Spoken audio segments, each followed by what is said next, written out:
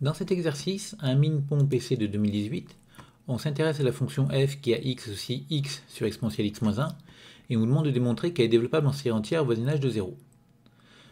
Donc pour ça, la première chose qu'on va faire ici, c'est se dire que cette fonction qui est définie ainsi ne risque pas d'être développable en série entière au voisinage de 0, parce qu'elle n'est pas définie pour x égale 0. Donc on va la prolonger, cette fonction, et on va la prolonger par continuité en 0. On sait que cette quantité-là, quand x tend vers 0, elle va être équivalente à x sur x, donc elle tend vers 1. Et donc on pose f de 0 égale 1 pour avoir une fonction définie en 0 et qui donc aura une chance d'être développable en série entière au voisinage de 0. Donc une fois qu'on a fait ça, on peut s'intéresser maintenant au développement en série entière et on se rend compte que en fait ce qui nous arrangerait c'est d'avoir l'inverse, c'est-à-dire exponentielle x moins 1 sur x. On va quand même commencer par regarder l'inverse. Donc exponentielle x, on connaît son développement en série entière, valable sur R. Quand on enlève 1, finalement ça enlève le premier terme. Et si on divise par x, donc pour tout x non nul bien sûr, on obtient cette expression-là, avec la somme des xn-1 sur factoriel n, ou encore la somme des xn sur factoriel n plus 1. Cette formule, donc a priori, elle est valable pour x différent de 0, mais elle va être encore valable pour x égale 0 à partir du moment où on écrit 1 sur f de x, bien sûr. Donc 1 sur f de x, ça fait 1, et cette quantité-là, pour x égale 0, ça fait 1. Donc du coup, on a bien l'égalité pour tout x dans R. La fonction 1 sur f de x est égale à la somme des xn sur n plus 1 factoriel. Alors du coup, on n'a pas répondu à l'énoncé, on nous demande de démontrer que f de x est développable en série entière, et nous on a démontré que 1 sur f de x est développable en série entière. Mais on va avoir une chance de sortir, parce qu'ici, notre fonction 1 sur f de x est développable en série entière, le terme constant est non nul, et on va pouvoir démontrer comme ça, en passant à l'inverse, que l'inverse de cette fonction-là va être encore développable en série entière. Alors c'est une technique particulière, montrer que 1 sur f est développable en série entière quand f est développable en série entière. Et on va l'appliquer ici. Donc on va supposer que f est développable en série entière sur moins R avec R strictement positif, donc on fait une analyse. Ça veut dire qu'il existe une suite à n telle que f de x écrit sous la forme la somme des n xn. Et alors, pour tout x dans moins R, on va obtenir f de x fois 1 sur f de x égale 1.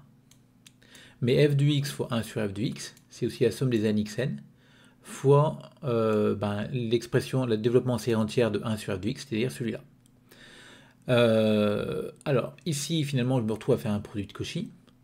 Ce développement en série entière que j'ai donné pour 1 sur f de x, il est valable sur R tout entier.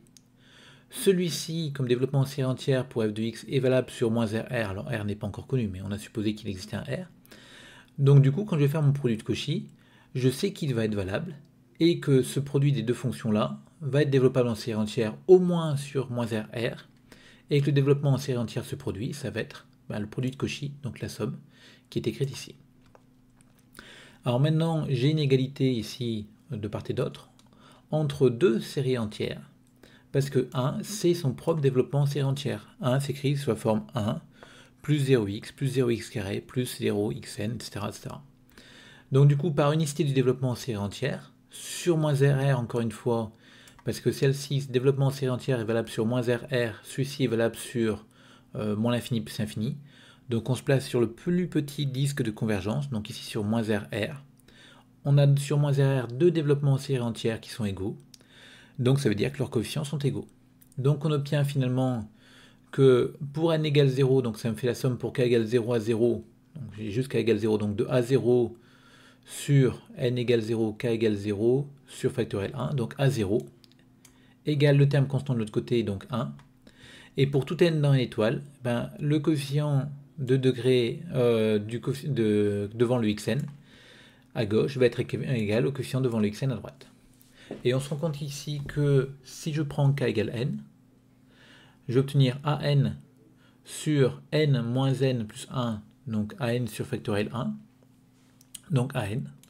Et ce coefficient an, je vais le sortir de ma somme, et la somme, je vais la passer de l'autre côté, et j'obtiens comme ça une écriture de an en fonction des ak pour k variant de 0 à n-1. Donc vous voyez que cette suite-là va être parfaitement définie, parce qu'à chaque fois que je vais vouloir calculer un terme, je vais me servir des précédents, je vais les multiplier par des constantes réelles, par des valeurs réelles, et je vais les ajouter, donc il n'y a aucun problème. J'aurai bien une suite qui va être définie comme ça, donc avec A0 égale 1. Donc ici, A0 égale 1, condition initiale. Ici, relation de récurrence, Ici, relation de récurrence qui me permet de calculer AN en fonction des précédents. Donc on a bien une suite qui va vérifier ces conditions-là. Donc la question qui se pose maintenant, on a trouvé si f est développable en série entière, alors ces coefficients-là vérifient cette suite-là, et réciproquement. Est-ce que ces coefficients-là définissent bien une fonction, une série entière de rayon de convergence strictement positive? Parce que ici, le R strictement positif était primordial pour le produit de Cauchy, pour l'unicité du développement en série entière, etc., etc. Donc on va vérifier que si AN, c'est cette suite-là, donc A0 égale 1 et AN égale moins la somme des AK, etc., alors le rayon de convergence est strictement positif. Bon, alors comment est-ce qu'on va faire ça? Eh ben, il faut d'abord trouver une majoration de AN. Alors ici, j'ai pris une majoration qui est certainement un peu grossière, mais bon, je sais pas si je crois pas avoir cherché très très longtemps, mais j'ai en tout cas pas trouvé mieux. Donc, et puis ça me permet de répondre à la question, donc ça me suffit. Donc j'ai démontré que n est plus petit que n puissance n sur factoriel n par récurrence, une récurrence forte automatiquement, vu qu'à chaque fois que je m'intéressais à AN, j'ai besoin d'une information sur tous les termes précédents. Donc pour n égale 0, pas de problème. Ce truc-là, ça fait 1. A0 égale 1, donc on a même égalité, donc on a inférieur ou égal. Après, on suppose que HRK est vérifié pour tout cas plus petit que n pour un n dans n fixé. Et on regarde à n plus 1 en valeur absolue. Alors à n plus 1, c'est quoi? Eh ben, c'est la somme pour k égale 0 à n, donc on remplace n par n plus 1 de AK sur, ici je remplace n par n plus 1 aussi, donc ça me fera du n plus 2 moins k au dénominateur, attention à ce plus 2 ici. Et je vais appliquer l'égalité triangulaire pour rentrer la valeur absolue à l'intérieur de la somme. Vous remarquez qu'au dénominateur c'est un nombre positif, donc il n'y a pas de valeur absolue. Et je vais essayer de faire apparaître petit à petit un binôme du Newton, parce qu'il y a des factoriels ici, j'ai une somme finie avec des factoriels, c'est à peu près ma seule chance de m'en sortir. Donc pour me faire apparaître un binôme de Newton, je vais commencer par remplacer AK, le majorer par k puissance k sur factoriel k, donc c'est l'hypothèse de récurrence. Donc je remplace ici, enfin je majore. Donc rappelez-vous, ici tous les termes sont positifs, je multiplie à chaque fois par un positif, donc j'ai bien une majoration. Ensuite, je vois apparaître factoriel k, factoriel n plus 2 moins k. Donc je me dis, si je mettais un n plus 2 factoriel en haut, j'aurais le coefficient binomial n plus 2k. Donc pour faire apparaître le n plus 2 factoriel en haut, je divise par 1 sur n plus 2 factoriel devant. Et je peux le sortir de la somme vu que c'est une constante qui ne dépend pas de k. Donc j'obtiens ça. Et enfin, le k puissance k, je vais le majorer en disant que k est plus petit que n. Donc k puissance k, ça va être plus petit que n puissance k. Donc vous remarquez que la majoration que je fais ici est très très grossière. Hein. Bon, en tout cas, l'intérêt de remplacer ça, c'est de faire apparaître un binôme, parce qu'on se retrouve avec une somme. Alors, pardon, je continue de majorer, oui, d'ailleurs. Je vais rajouter des termes dans la somme. Donc des termes qui sont positifs, je passe de n à n plus 2. Donc je rajoute des termes positifs, pas de problème. Ma somme est toujours inférieure ou égale, enfin, ma quantité est toujours inférieure ou égale à ça. Et à l'intérieur, du coup, j'ai mis un n plus 2 ici pour faire apparaître les bons indices pour le binôme. J'ai le bon coefficient binomial. J'ai le n puissance k, donc vous voyez, je ne pouvais pas garder le k puissance k parce que ça devait être un nombre à la puissance k et non pas l'indice à la puissance k. Et du coup, il me manque le y puissance n plus 2 moins k, je vais prendre y égale 1, comme ça marche. Et donc là, je reconnais ma formule du binôme, qui va faire du coup du n plus 1 puissance n plus 2. Alors nous, on voulait du n plus 1 puissance n plus 1 sur n plus 1 factoriel, on n'en est pas loin. Je vais isoler un n plus 1 au numérateur et le n plus 2 au dénominateur. Cette quantité-là est plus petite que 1 encore une fois, et donc j'obtiens ma majoration qui est là. Et donc tout va bien. Alors vous remarquerez encore une fois, j'insiste, mais cette majoration que j'ai faite ici est extrêmement grossière. C'est pour ça qu'il y a peut-être mieux que ce truc-là. Dans un écrit, on vous le donnerait. C'est-à-dire on vous demanderait de montrer que pour tout n dans n, an est plus petit que quelque chose. Et ce qui du coup va être plus simple à trouver, parce que une fois que vous avez votre majorant, vous allez faire votre récurrence, et vous allez faire en sorte de retomber sur vos pattes. Et le choix qui aura été fait par énoncé, c'est un choix qui vous permettra d'avancer. Donc bon, là j'ai ma majoration. Donc j'obtiens un n qui est plus petit que ça. Maintenant, je vais chercher le rayon de convergence de la série entière de termes général n puissance n sur factoriel n xn.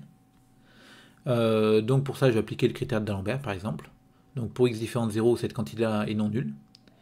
Et donc là, j'aurais pu préciser que c'était non nul, j'ai oublié de l'écrire. Et pour tout n dans n, quand je calcule le quotient, un plus 1 sur un, bah ça simplifie bien parce qu'il y a que des puissances et des factoriels. Il me reste n plus 1 sur n puissance n ici. Et du coup, je dois maintenant finir le calcul. Et ce n plus 1 sur n, je le vois comme un 1 plus 1 sur n puissance n, ou encore comme exponentielle de n ln de 1 plus 1 sur n. Et ce qui est à l'intérieur de l'exponentielle, comme 1 sur n tend vers 0, va être équivalent à n fois 1 sur n, donc ça va tendre vers 1. Et c'est cette limite-là que je vais composer par exponentielle, et donc ça va tendre vers e fois la valeur absolue de x. Et du coup, le critère d'Alembert pour les séries numériques s'applique. Il me dit que si e fois la valeur absolue de x est plus grand que 1, c'est-à-dire si x est plus grand que 1 sur e, la série diverge.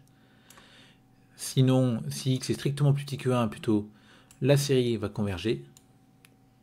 Là, il manque un e, hein, c'est si ex. Et du coup, la série entière a pour rayon de convergence 1 sur e. Bon, mon 1 sur e est strictement positif, donc ça m'arrange. Et moi, j'avais cette majoration-là. D'après le cours, je sais que dans ce cas-là, le rayon de convergence de la somme des nxn est supérieur ou égal au rayon de convergence de la somme des n puissance n sur factoriel nxn. Donc du coup, le rayon de convergence est au moins égal à 1 sur e. Et après, maintenant que j'ai un rayon de convergence strictement positif, tous les calculs faits d'analyse vont s'appliquer et je vais obtenir que f de x fois 1 sur f de x est bien égal à 1 et que donc f est bien l'inverse, enfin ma série entière c'est bien l'inverse de 1 sur f de x, donc c'est bien égal à f de x. Donc du coup on a bien trouvé ce qu'on voulait, donc f de x est cette forme-là, avec la suite à n qui est définie par a0 égale 1 et pour tout n dans une étoile, an égale moins la somme des ak sur n moins k plus 1 factoriel.